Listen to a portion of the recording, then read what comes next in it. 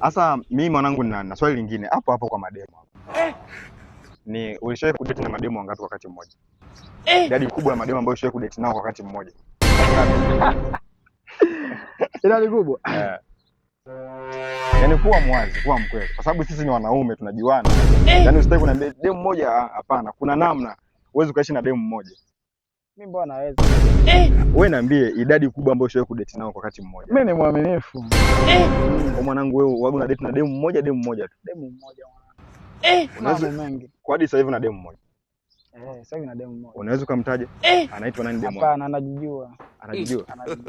Au utaniambia tukiwa nani kamera ikiwa maybe ni private. Issue ya mahusiano kwangu mimi. Asi una demu mmoja bro. Na demu mmoja ndio, lakini issue nzima mahusiano kwangu mimi ni private. Maybe nikwambie sasa hivi nina demu fulani.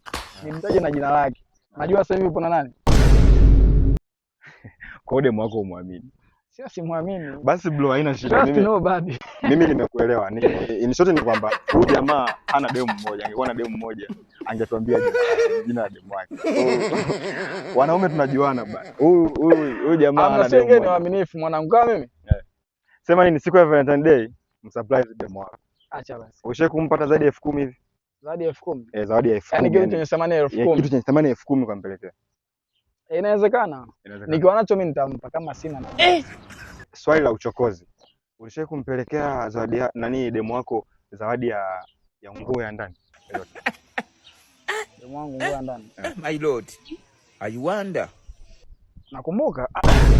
Unakumbuka? Nakumbuka, hapana. Hapana. Hujawahi kumpelekea.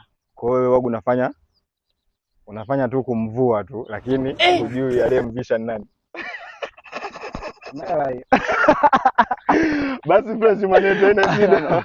Poa.